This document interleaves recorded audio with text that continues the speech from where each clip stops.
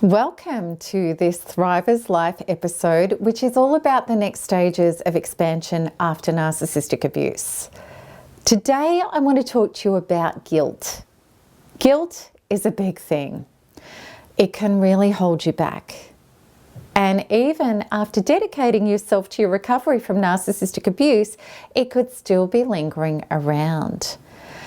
Maybe you haven't realized how important it is to address it and how once you release it, there's such an acceleration in your healing.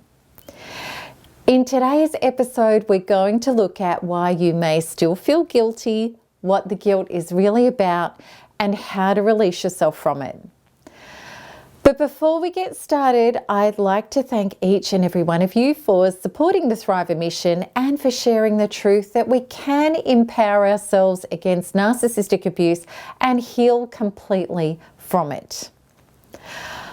Okay, so now let's get started on today's episode. All right, what is guilt? Feeling guilty means that you're experiencing emotional distress regarding what you may or may not have done to another person. We can also feel guilty regarding what we may or may not have done to ourselves. Guilt, in many ways, is considered a healthy feeling. It means that you have a conscience. It means that you care about other people. Usually, people who experience feelings of guilt are lovely people. However, if it's such a great quality to have, why does it feel so crappy? And why does it keep us embroiled in situations that are not healthy for us? There's a really good reason for this. When you feel guilty, it means that there is confusion about what your own values and truths are and where your boundaries with somebody else do or don't lie. It can also be a sign of over-responsibility and care to the detriment of your own responsibility and care for yourself.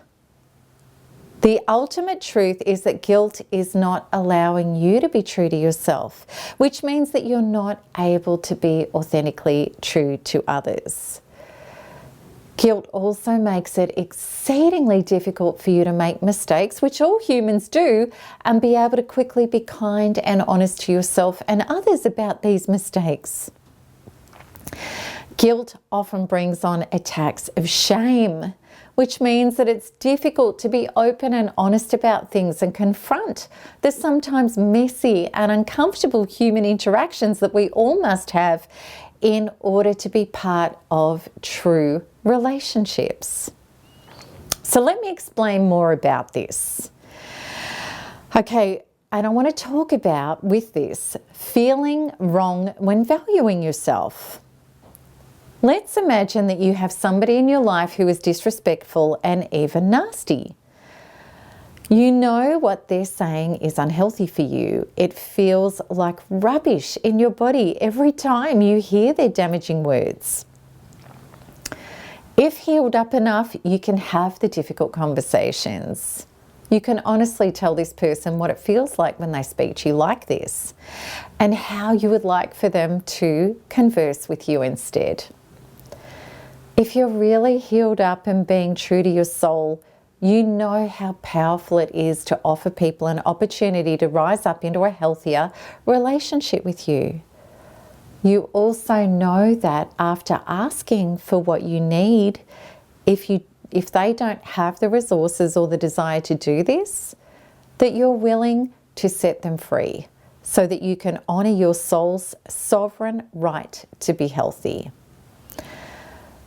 For most of us, before the deep inner work, the thought of being dishonest and or ultimately walking away brings up a terror of being criticized, rejected, abandoned, or punished for speaking up. I've talked about these often as the fears of crap. C-R-A-P. Yet, as thrivers, we start to understand that unless we can start to show up honestly with people in life, there is a continuation of having to experience conversations and situations that are disrespectful. This is not necessarily because other people are terrible. Really, it isn't. Rather, the deeper purpose of this is because we are undergoing the soul necessity of learning self-respect.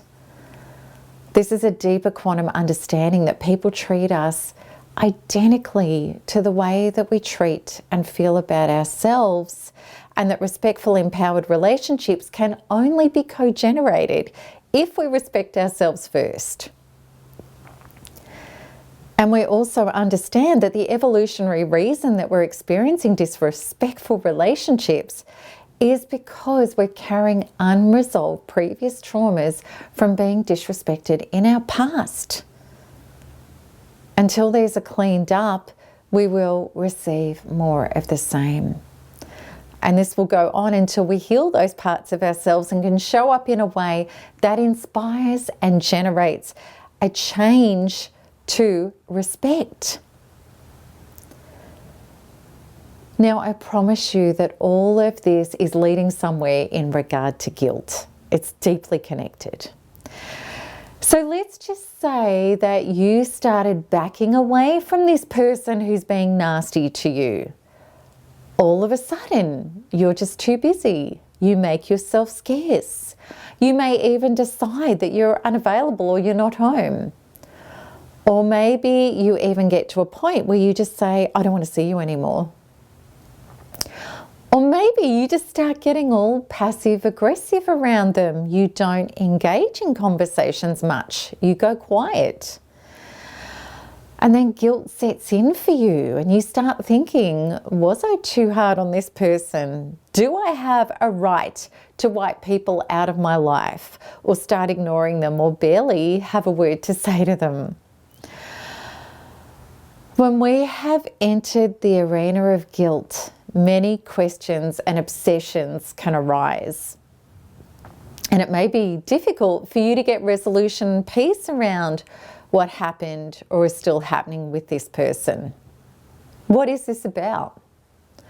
What this is really about is you not being healed or comfortable enough to show up as being solid within your own body, being truthful about what it is that you need in order to feel respected. I promise you this because I used to be one of these people. The people who don't speak up with the truth about what they're really feeling and experiencing are the people who struggle and suffer with the most guilt. This is about unfinished business. The reason why your choices now don't land solidly and calmly in your body is because there are wounds and traumas within to release and resolve and heal from. So you may think, I don't want to hurt this person. In regard to anyone that you need to say no to, tell the truth about how they're treating you, or potentially pull away from, it may feel like you don't want to hurt them. But really, if you are truthful, you really fear getting hurt yourself. Yet now you already are, because you're out of congruence. These thoughts may be persistent. Will this person start thinking that I'm a bad person? Will other people start believing I'm a bad person? You may tell yourself you don't care. Yet if you are honest with yourself, you know that you do, and it's not for the right reasons. These are all the confusing and insidious feelings of guilt. These unresolved feelings arise from the unmet, unhealed previous traumas of handing your power away in order to try to keep other people happy. These are deep wounds in the human consciousness of trying to appease others in order to be loved or safe. These are often our unresolved beliefs from childhood. If I keep you happy, maybe you'll love me. And if I try to assert my own rights and truth, you will hurt me, and so on and so forth. This is not even to say that these people were narcissistic, because almost all of us came from the programming of children are seen and not heard and are supposed to obey rather than be able to express their own individuality, feelings and rights. We've been programmed to do the right thing, often not realizing that the right thing can be somebody else's right thing and be completely wrong for us. This is the conflict. This is where guilt comes in. Guilt really goes like this. I really don't want to do this, but I feel guilty if I don't do it. Or I really shouldn't feel like this, but I do. Can you relate to this confusion? Can you see now how much this may have held you back in your life? So what would it take to become congruent with what you do want as your soul truth and following and living truthfully with what you feel? It would require you first being honest with yourself and then being honest with others and then making the choices that align with that truth. Now let's take this deeper. By acting out of guilt, you hurt others. You may think that giving in to your guilt and going along with others is the kindest and nicest thing you can do. You may think that you're the only one who is suffering as a result of your guilt. This is totally not the truth. Imagine if you stayed in a relationship because you felt too guilty to leave this person. That would mean that you are there on false pretenses. You are not offering them or yourself the opportunity to align with somebody who is genuinely in love and matched with either of you. Imagine if you go along with somebody's demanding behavior because you feel too guilty to speak up and tell them that they are crossing your boundaries. Not only are you engaging with them from resentment and lack of connection, you also aren't offering this person the opportunity to have reflected back to them their behavior and become more self-actualized. That's not to say everybody can grow and change, but if you don't honor the truth of yourself in your exchange with them, then you're never offering them the opportunity to do so. Many people, non-narcissistic people, absolutely want your feedback and to have the opportunity to meet you at a higher level of genuine relationship as a result of you being honest with them. If you stay stuck in your guilt and keep playing out the insidious, lower level exchanges with them whilst refusing to step up to the plate, which is truly how we should be with the people who we love, then you deny them their possible evolution opportunity. Neil Donald Walsh put it like this: to allow an abuser to continue abusing is an act of abuse. I want you to really think about that. Let's have a look at guilt regarding those we have hurt. I know we can feel terribly guilty about those we have hurt as a result of our own behaviour. Personally, I suffered extreme guilt regarding what I put my son and other people through as a result of my own narcissistic abuse experience. And before I healed my guilt, I tried to make amends in really unhealthy ways. When I was trying to make up for what I'd done, whilst hanging on to the horrific guilt inside of me, all I did was make matters worse. I had to turn inwards to heal and release my own feelings of extreme guilt. Trying to fix other people to take away my guilt didn't work. When I was still banging around in all of the traumatization of my victimized guilt, I certainly wasn't. I certainly wasn't even listened to. I wasn't taken seriously at all. The truth was I hadn't taken myself seriously yet, nor had I taken myself seriously inwards to do the real inner work. This inner work was deeply between me and myself. And as a result of healing my feelings with Quantum Freedom Healing and moving into emotional freedom, I was able to show up being genuinely, solidly, and maturely remorseful. Guilt had been replaced by acceptance. I deeply understood that all that had played out was not just for my evolution, it was for others as well.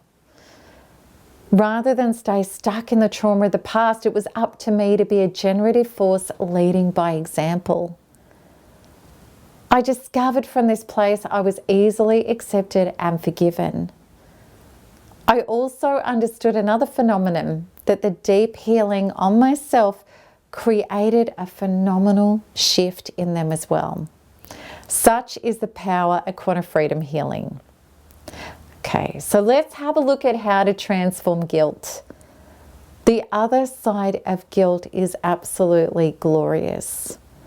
The healing that occurs as a result of releasing our guilt is magnificent. It's really magical.